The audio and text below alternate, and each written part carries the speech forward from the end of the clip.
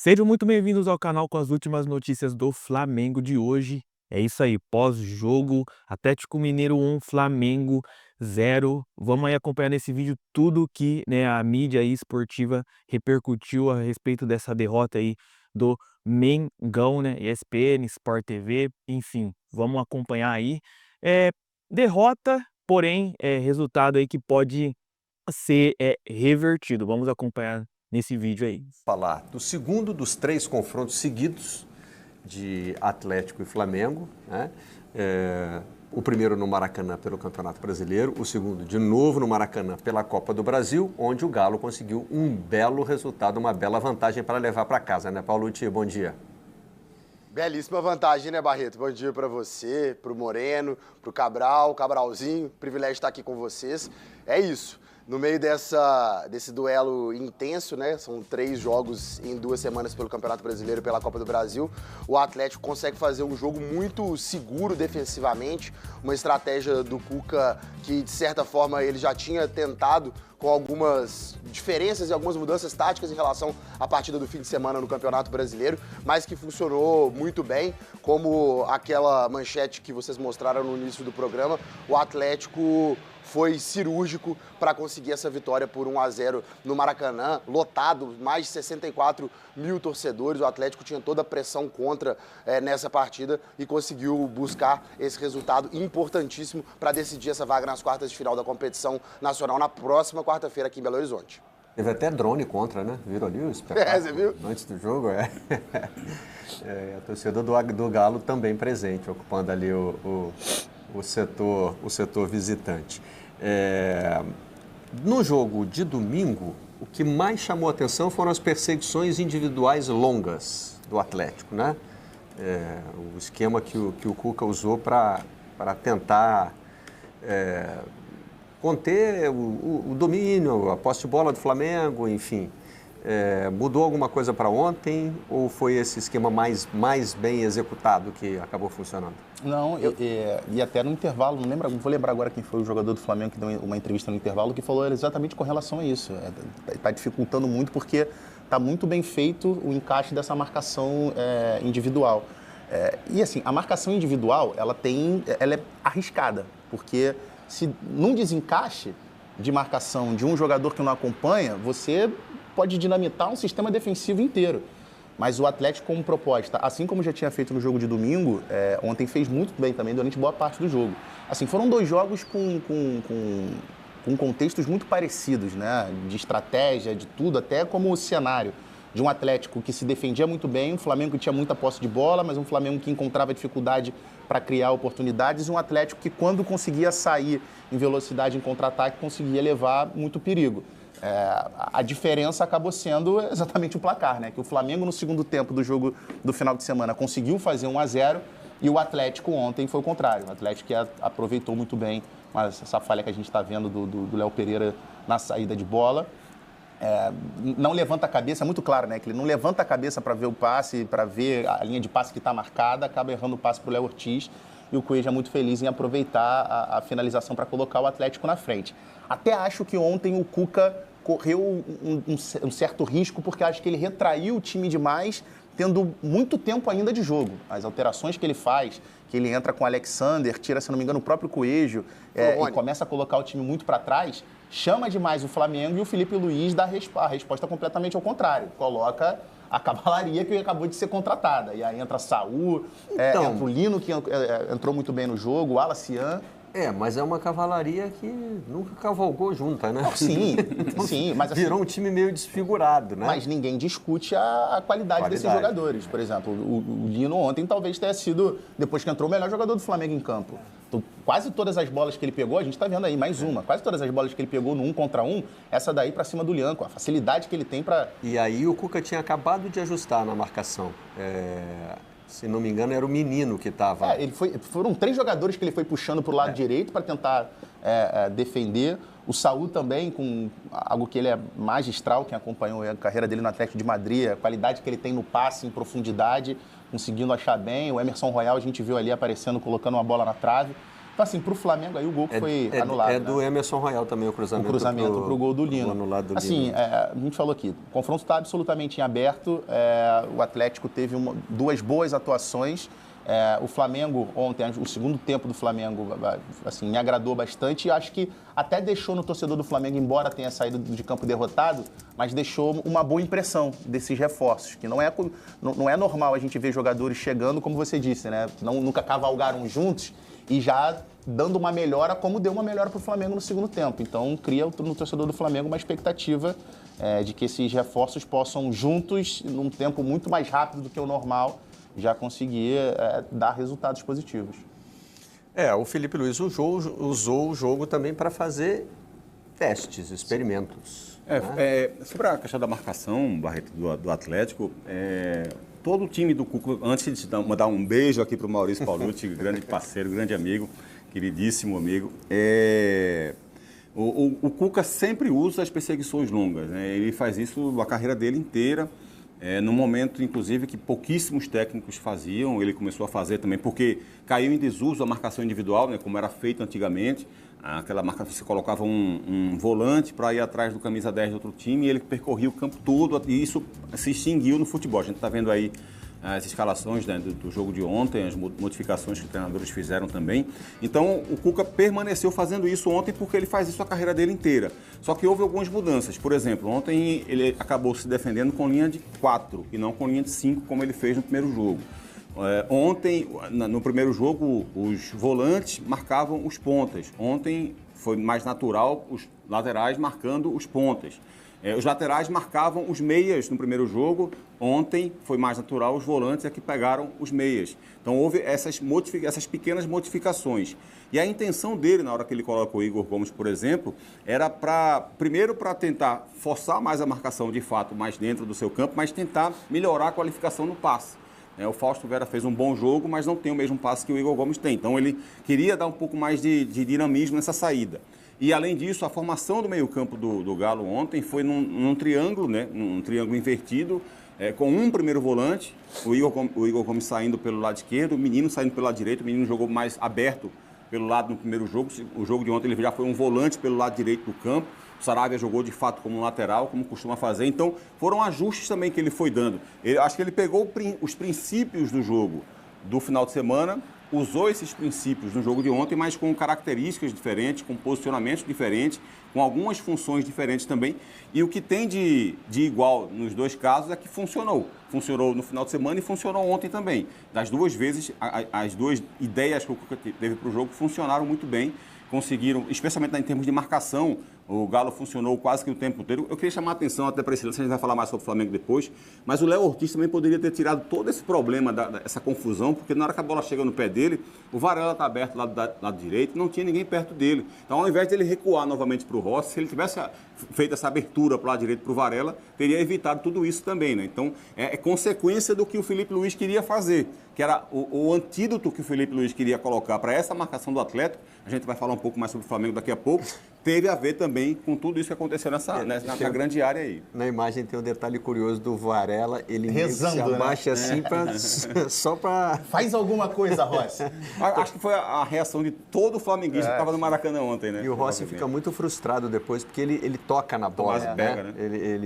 A finalização do Coelho não é espetacular, né? O Rossi por muito pouco não defende. Agora, é que o Léo Pereira, o passe que o Léo Pereira dá é completamente, entre aspas, até antinatural, porque como ele é canhoto e joga pelo lado esquerdo, quando o Rossi dá o passe nele, o natural seria ele dominar e abrir o campo para o lado esquerdo, que é onde ele teria mais facilidade. E ele faz um passe completamente cruzado ao próprio corpo para encontrar o Léo Ortiz do outro lado. E só dá um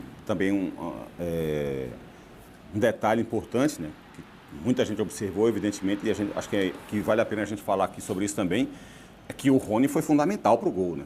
O Rony parecia uma barata tonta ali na grande área, no começo da jogada. Para fechar. Né? O cara vai ficar aí correndo para um lado para o outro, vai se cansar e não vai dar em nada, mas deu. E esse é um bom gancho para a pergunta que eu queria fazer para o Paulucci. Vocês disseram que algumas coisas foram diferentes, mas uma se repetiu do jogo de domingo. O Atlético se desgastou fazendo essa marcação. Então o ritmo caiu no segundo tempo. E o Cuca fez substituições, Paulucci, que surpreenderam um pouco, né? Não entrou o Biel, por exemplo. que é um jogador que se movimenta muito lá na frente. Depois do gol também, como o Pedro falou, né? A escolha do Cuca foi fechando o time, fechando. No lugar do Saravia, por exemplo, ele colocou o Igor Rabelo. Para, inclusive, aumentar a estatura diária também. Dessa vez parece que as substituições foram mais no sentido de tentar... O Dudu estava à disposição, por exemplo, não saiu do banco também. Preservar o resultado, né? Eu acho que vocês pontuaram muito bem, assim, o Cabral fez essa ponderação tática, porque acho que a gente viu até no campinho, a gente está vendo o Atlético com 3 zagueiros. E essa foi uma formação que surpreendeu, de certa forma, na partida do fim de semana pelo Campeonato Brasileiro, mas, de fato, ontem o Atlético defendia, variava ali, quando defendia com uma linha de 4 e uma linha de 5, né? Essas marcações individuais, acho que foram muito marcantes nesse duelo contra o Flamengo, principalmente na partida do fim de semana e ontem também, né? O Alan Franco colou no Gonzalo Plata, o Saravia também estava muito próximo ali do Luiz Araújo, e acho que essas substituições do Cuca no segundo tempo, depois do gol do Coelho, para sanar esse lado direito do Flamengo, que estava dando um pouco mais de trabalho para a defesa do Atlético na segunda etapa. E claro que é isso, assim, você vê o Atlético fazendo essa marcação alta e essa marcação individual ao longo do jogo inteiro, e isso gera um desgaste. E aí o Cuca faz a promoção da estreia do Alexander, que chegou nessa semana, já entrou no bid, já foi para a partida, já fez sua estreia, jogou aí praticamente o segundo tempo inteiro, como o Moreno citou também. O Igor Rabelo foi colocado, ele foi titular na partida do fim de semana, dessa vez voltou o Lianco, mas o Cuca faz claramente essas mudanças para preservar o fôlego do time na segunda etapa, conseguir segurar esse resultado e trazer a vantagem para decidir em Belo Horizonte. Um detalhe importante é que eu acho que o jogo de domingo, o jogo do fim de semana, serviu realmente de um experimento, um balão de ensaio para o Cuca corrigir alguns erros eventuais. Por exemplo, a bola aérea, que foi o lance que saiu o gol do Flamengo no fim de semana, me parece que foi corrigido. Até essa entrada do Igor Rabelo, eu acho que é para prevenir um pouco essa blitz que o rubro-negro carioca teria ao fim da partida. No jogo do fim de semana, o gol é marcado com uma falha de marcação do Júnior Santos, que não consegue acompanhar na hora do lance do gol. Eu acho que o Atlético conseguiu resolver esses problemas, principalmente com essas marcações individuais, né? Como o Cabral citou, o menino que tinha jogado um pouco mais aberto na partida do fim de semana foi puxado para o meio. O Alan Franco, por vezes, jogava ali quase como um terceiro zagueiro, voltando para ficar ali entre o Lianco e o Alonso. Então, assim, o Atlético faz uma partida defensivamente muito, muito, muito correta, e nas oportunidades que teve, saindo no contra-ataque, naquela marcação alta, realmente conseguiu ser efetivo no lance do gol para construir um resultado que é gigante, é um resultado importante. Claro que não é uma vantagem larga, como vocês citaram, o confronto para a partida de volta, claro, está aberto para o Mineirão, mas é a primeira vez, inclusive, que o Atlético vence o Flamengo como visitante na história da Copa do Brasil, né? Os outros confrontos tinham sido em 2006 e em 2022, e a final do ano passado o Atlético ainda não tinha conseguido uma vitória no Rio de Janeiro, no Maracanã, como visitante da competição nacional. Então, um resultado muito importante, sobretudo porque o atleticano não foi para essa partida com tanta confiança. A gente sentia o clima dos torcedores aqui em Belo Horizonte, um certo receio, um certo medo de que o Atlético não fosse bem. Claro que o desempenho no fim de semana deu um pouco mais de confiança para o torcedor, mas o retrospecto recente, né, nos últimos 11 jogos, foram 3 vitórias do Galo, 1 empate e 7 vitórias do Flamengo, estavam deixando o torcedor um pouco ressabiado com esse desempenho, mas ontem o Atlético, mais uma vez, faz uma partida muito, muito, muito segura defensivamente e consegue conquistar esse resultado com essas mudanças. O desgaste é natural. O Cuca faz essas mudanças, e acho que o jogo contra o Bragantino, um hiato, né? Uma gota nesse oceano de Flamengo, desses confrontos, vai ser importante para a dosimetria do Cuca, para que ele consiga descansar os jogadores para esse duelo da quarta-feira que vem, que vai ser tão importante, valendo a vaga nas quartas de final da Copa do Brasil. Queria pedir para a nossa equipe botar na fila aí Cuca e Felipe Luiz falando, porque os dois vão abordar essas questões de marcação. Revendo o lance do gol agora, eu achei que o Léo Pereira também teve a opção do passe para o lado esquerdo.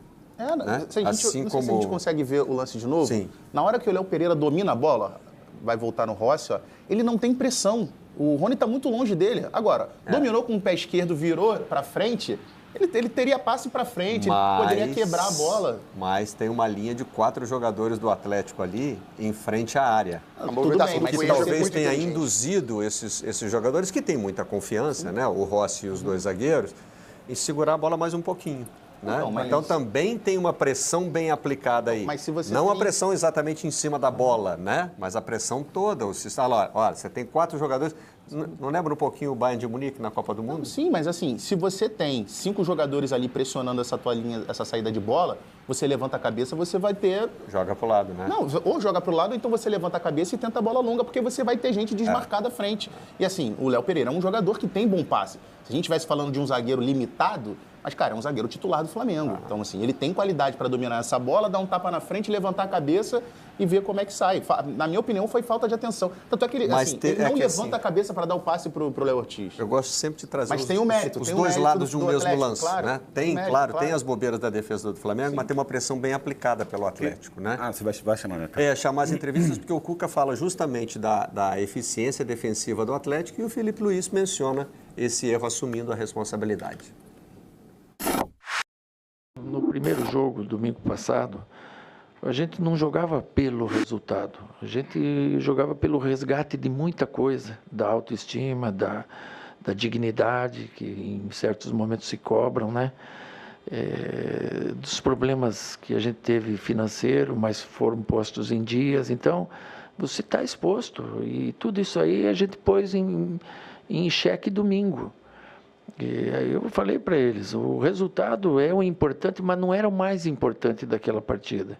Porque o importante era a gente fazer jogo igual, dentro da nossa grandeza, e ganhar ou perder fazia parte do que podia acontecer. E fizemos um jogo igual. Hoje também fizemos um jogo igual, até os minutos 35 do segundo tempo, e conseguimos vencer. E isso não tenha dúvida que ele motiva o torcedor, motiva a imprensa e motiva principalmente os jogadores. Então, as dificuldades elas vão existir, mas agora eu acho que pode vir um vento a favor.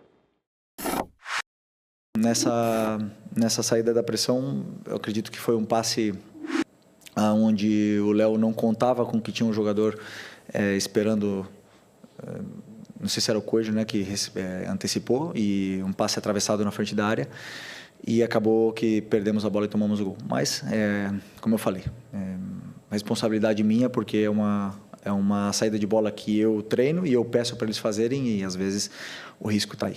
Eu acho que o Wallace é o jogador que é pelo caráter que ele tem, pela personalidade que ele tem. É ele, é o jeito dele, ele não tem que mudar, tem que continuar sendo ele. E sim, vai irritar alguns jogadores, vai irritar outros. O que ele não pode nunca é ser violento, ser agressivo.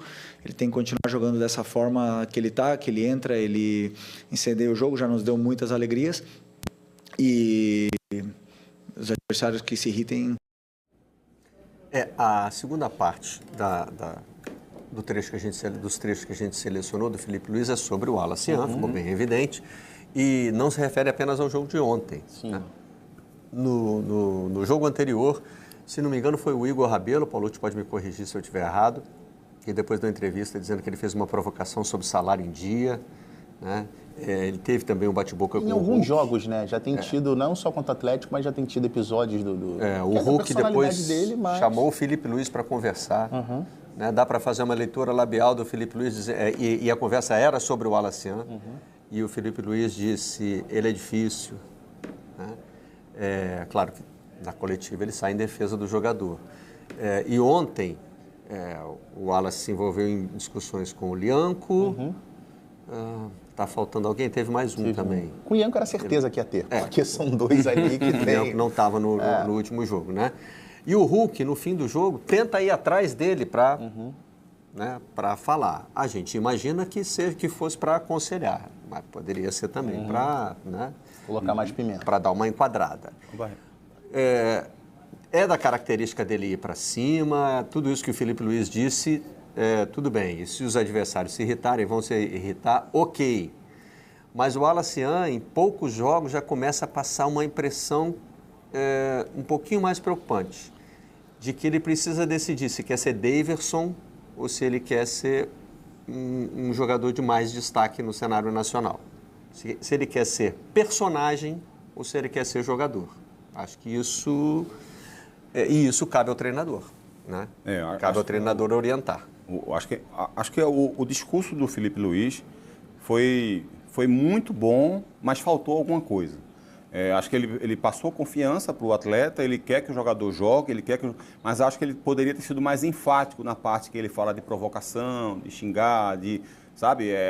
Se a briga dele com outros jogadores é por conta do talento dele, porque ele parte para cima, porque ele deu um drible, porque colocou entre as pernas, porque ele tem talento para isso, é uma coisa. Mas se é porque ele está provocando, se é porque ele está querendo menosprezar um companheiro, aí eu acho que realmente o Filipe Luís precisa ficar mais atento a isso, porque ele ainda é muito jovem e acho que a melhor maneira, o melhor momento de aprender é agora.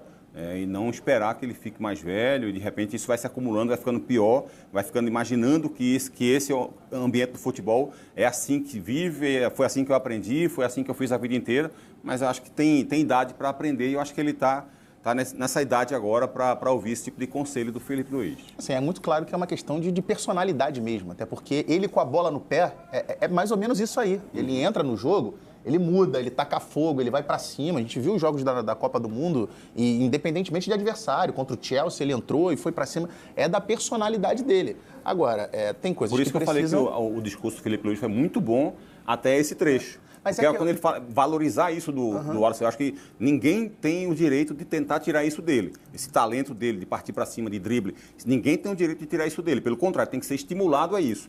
O outro lado da história, que é o de provocar, de falar de salário, de jogador e tal, que eu acho que, de repente, isso pode ser... Mas eu acho que... Pode dar um freio. Mas eu acho que ali teve uma questão do que o Filipe falou para a coletiva e o que o Filipe vai falar para dentro do vestiário. Sim. Claramente, até pela idade do jogador, por ser muito jovem, de repente... Precisa expor ele, né? De repente, se ele dá uma entrevista muito contundente, como ele fez com o Pedro, por exemplo, acaba queimando o jogador que é muito jovem. Então, eu tenho certeza que para fora o Filipe Luís adotou um discurso e para dentro ele vai dar um puxão de orelha no garoto. Até porque, assim, além dessa questão de provocação, da briga e tudo mais, ontem me incomodou muito duas situações em que ele claramente simulou, ficou caído no chão, o Flamengo precisando do resultado e com um jogador a menos porque ele estava caído no chão. Então, assim... Na verdade, atrasando o jogo. Exato. Se não me engano, é essa disputa aí que ele tenta inventar um pênalti. Não acontece nada. E a bola vai, o Flamengo inicia a construção e ele continua caído no chão.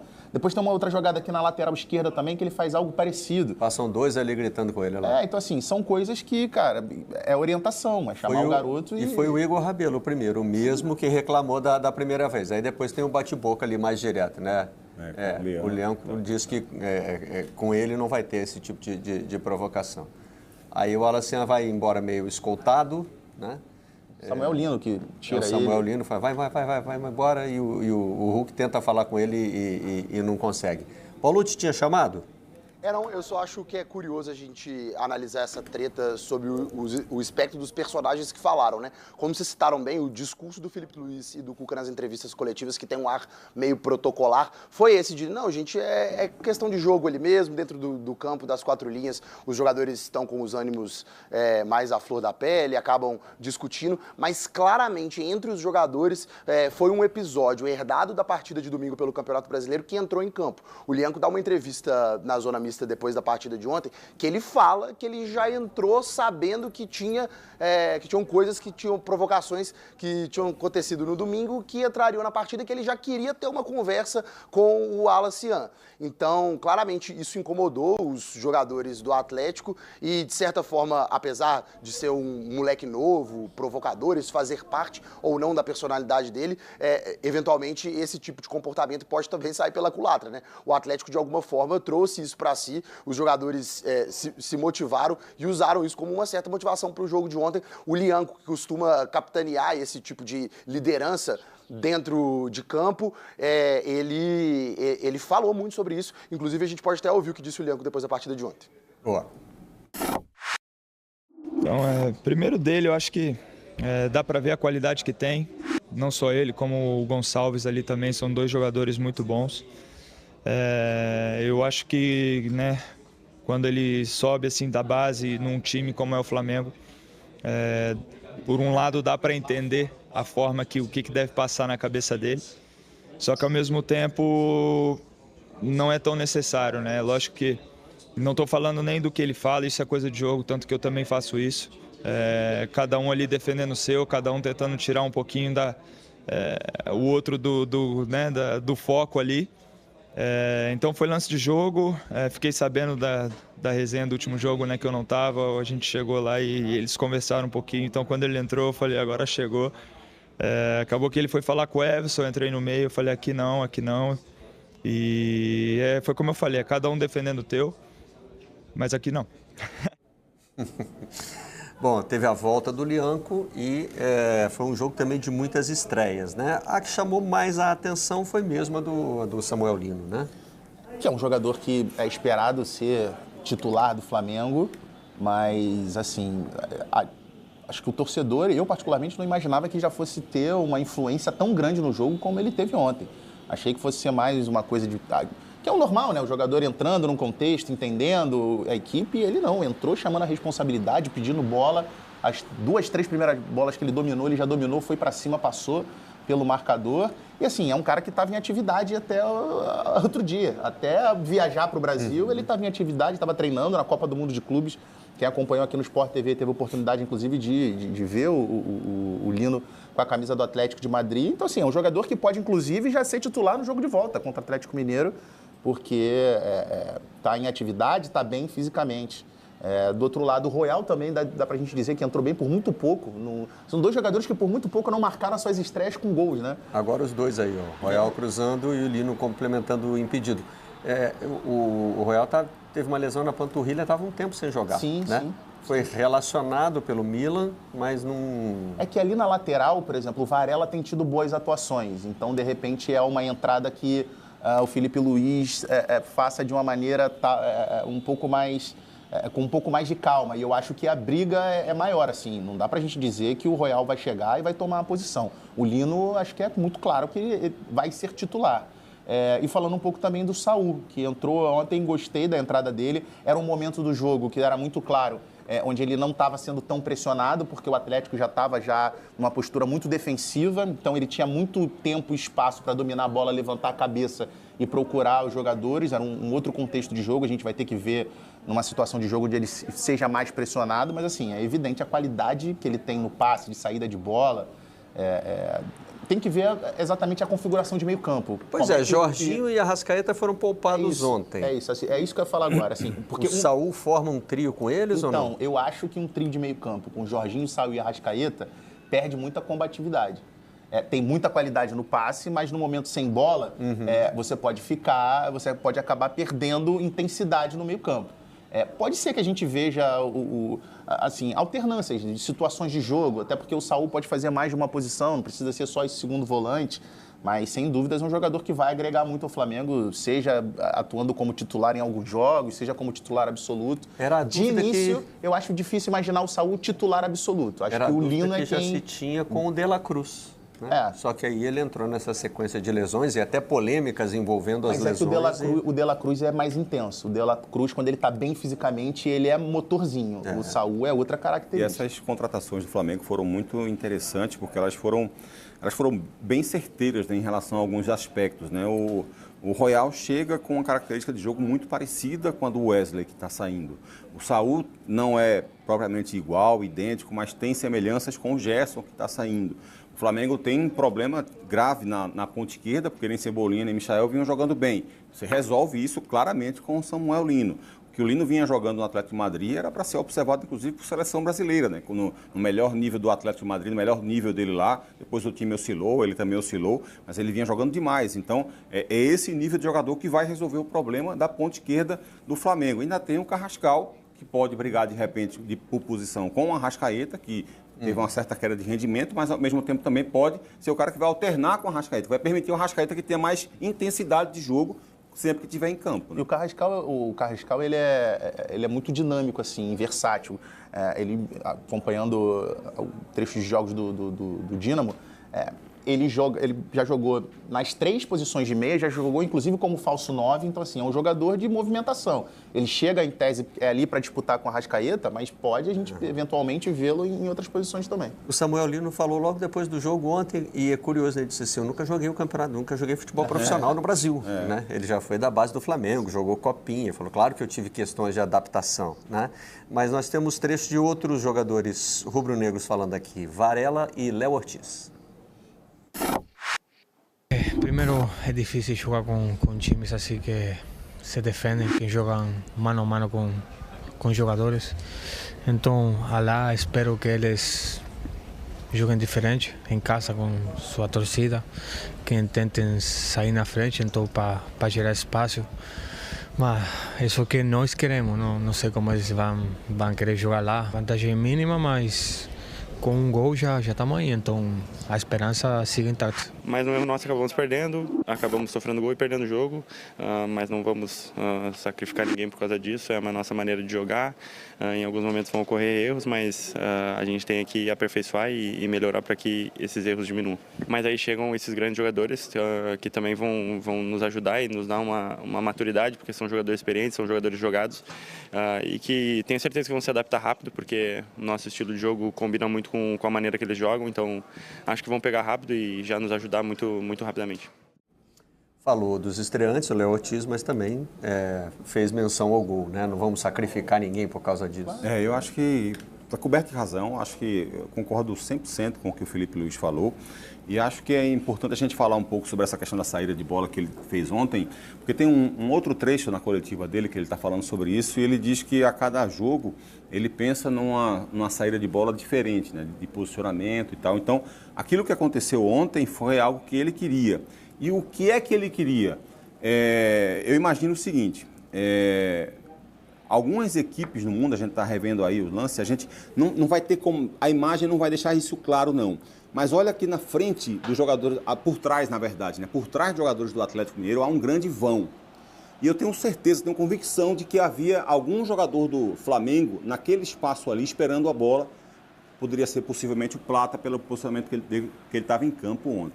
Onde é que eu quero chegar? Algumas equipes do mundo, e a principal delas hoje em dia é o Paris Saint-Germain, com o Luiz Henrique, né? Está fazendo esse tipo de jogo, esse tipo de saída de bola também, especialmente aí é onde eu cheguei a essa conclusão, quando enfrenta adversários que fazem perseguições longas.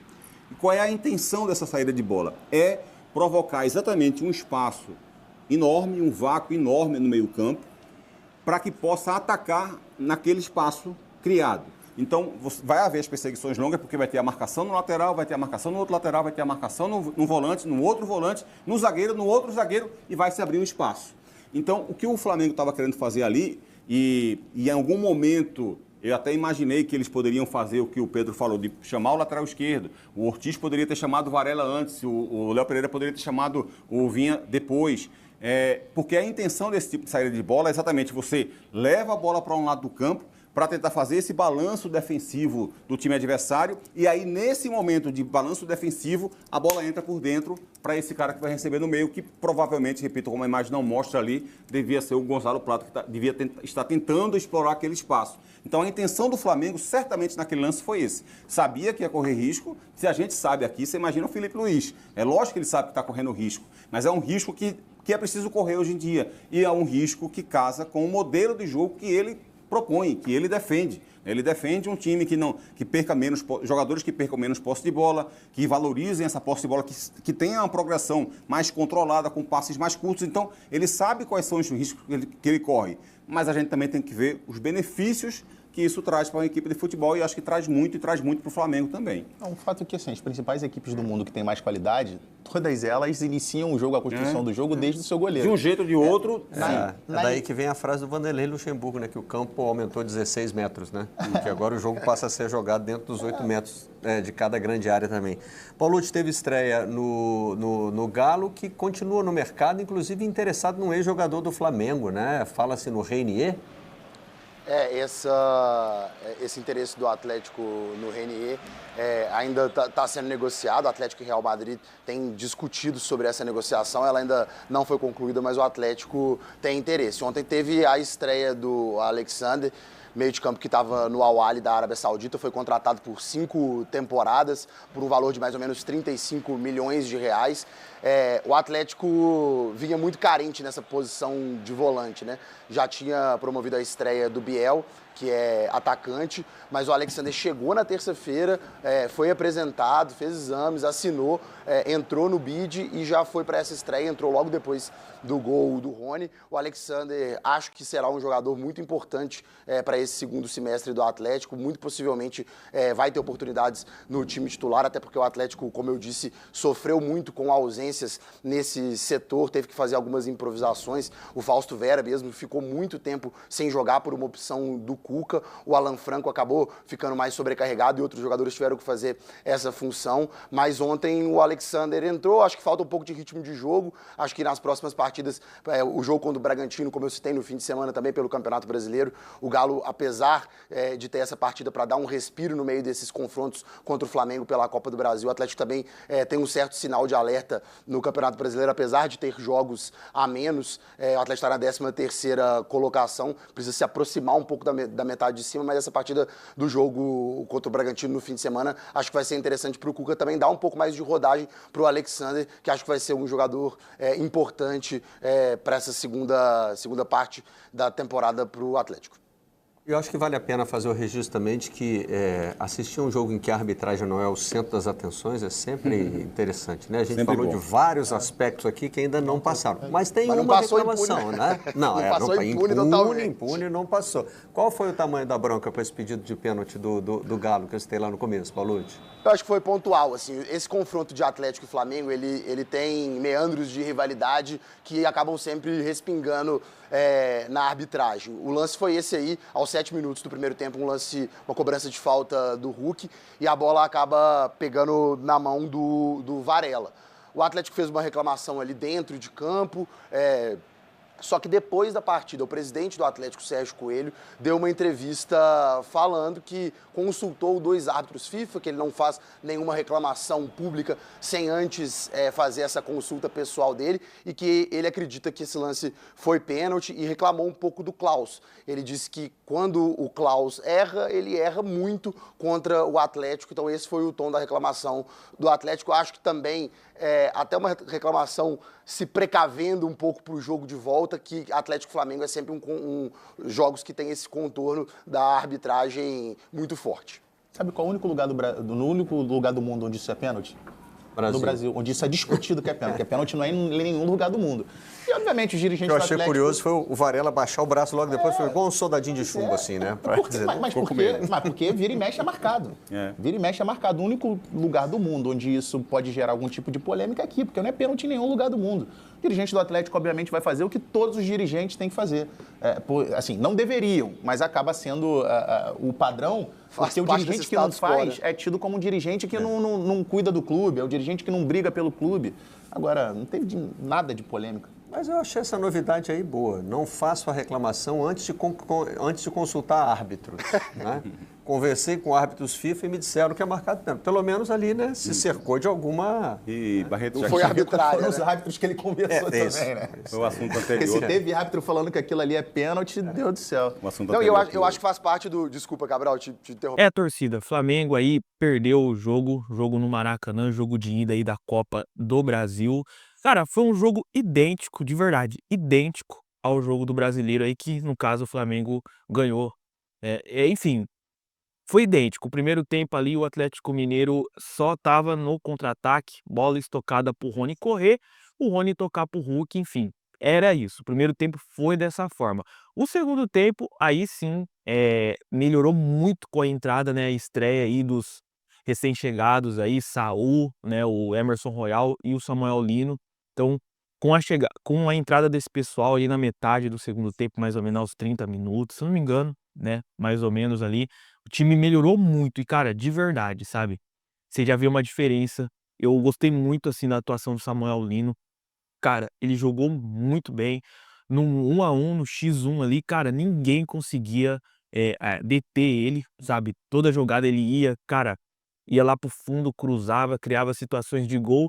E, cara, ele até fez o gol, estava impedido, fez o gol, né? E de fato estava impedido mesmo. Mas, enfim, não deu pro Flamengo. E o Saul também, assim, teve momentos do Saul. Desculpa, pessoal. Teve um momento ali do Saul também que ele, cara, dava umas viradas de bola assim que você vê que o cara acertava de longe. né? Então, assim, você vê que o cara tem qualidade, é só pifando bola. Então, assim, a qualidade dos recém-chegados é muito boa. Eu acredito, meu, o Samuel Lino, assim, cara, vai dar bom, sabe? Tá em ritmo de jogo. Pra mim, essa questão de tempo, é titular, é absoluto do Mengão, né? Deixa aí nos comentários o que vocês acham, né? Dá pra reverter? Que não? O que vocês acham? Coloca aí nos comentários. A minha opinião é que dá sim pra reverter um resultado assim que não tá tão expressivo assim.